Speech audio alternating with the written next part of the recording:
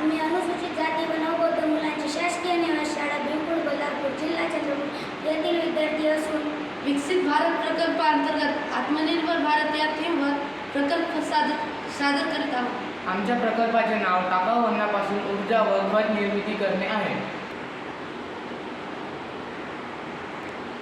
अन्नाच्या कचऱ्यापासून ऊर्जा मिळवण्यासाठी विविध पद्धती वापरल्या जातात, ज्यामुळे पर्यावरणाचे रक्षण होते आणि कचरा व्यवस्थापन मदत होते। यात प्रामुख्याने बायोगॅस निर्मिती आणि बायोगॅस गॅसिफिकेशन यासारख्या प्रक्रियेचा समावेश होतो। बायोगॅस निर्मिती एक जैविक प्रक्रिया आहे, ज्यामध्ये सूक्ष्मजंतू ऑक्सिजनच्या अनुपस्थित अन्न कचऱ्यासारख्या सेंद्रिय पदार्थाचे विघटन करतात। या प्रक्रियेत बायोगॅस तयार होतो, ज्याचा वापर अनेक गोष्टींसाठी करता येतो। प्रक्रिया 1. अन्न कचरा गोळा करणे। घरांमधून किंवा उद्योगांमधून ओला अन्न कचरा वेगळा गोळा केला जातो। ॲनारोबिक डायजेस्टमध्ये भरणे। हा कचरा नंतर एका मोठ्या टाकीत टाकला जातो, ज्याला ॲनारोबिक डायजेस्टर म्हणतात। बायोगॅस उत्पादन डायजेस्टरमध्ये सूक्ष्मजंतू कचऱ्यातील सेंद्रिय पदार्थाचे विघटन करतात आणि मिथेन वायू तयार करतात।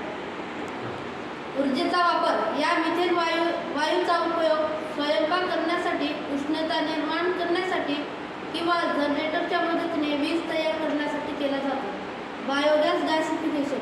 बायोगॅस गॅसिफिकेशनमध्ये अर्ध कोरडा अन्न कचरा एका युनिटमध्ये टाकला जातो, जिथे उष्णतेच्या सहाय्याने त्याचे ऊर्जा समृद्ध वायूमध्ये रूपांतर केले जाते।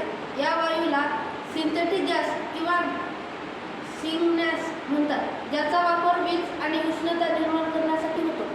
फायदे: कचरा कमी होतो। यामुळे लँडफिलमध्ये जाणारा अन्न कचरा कमी होतो, ज्यामुळे मिथेन वायूचे उत्सर्जन कमी होते। अक्षय ऊर्जा। अन्न कचरा हा एक अक्षय ऊर्जा स्रोत आहे, जो जीवाश्म इंधनावरील अवलंबित्व कमी करण्यात मदत करतो। नैसर्गिक खत। या प्रक्रियेत तयार होणाऱ्या उत्पादनाच्या डायजेस्टचा वापर उच्च गुणवत्तेचे सेंद्रिय खत म्हणून केला जातो। अन्न कचऱ्यापासून खत बनवण्याच्या प्रक्रियेला मराठीमध्ये कंपोस्ट खत निर्मिती किंवा सेंद्रिय खत निर्मिती म्हणतात। ही एक सोपी पद्धत आहे, ज्यामध्ये घरातून निघणारा ओला कचरा वापरून नैसर्गिक खत तयार केला जातो। कंपोस्ट खत निर्मितीसाठी काय करावे? कचरा जमा करा। स्वयंपाकघरातील ओला कचरा जसे की भाज्या आणि फळाची साले, चहा पावडर इत्यादी जमा करून ठेवा। भांडे तयार करा। एक जुना माठ किंवा कोणत्याही प्लास्टिकचा डब्बा घ्या आणि त्याला 3-4 छिद्रे पाडा। खत बनवण्याची प्रक्रिया।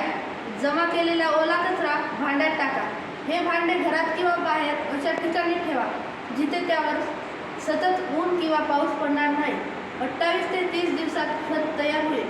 या प्रक्रियेतून सुमारे 28 ते 30 दिवसात शुद्ध आणि नैसर्गिक खत तयार होते।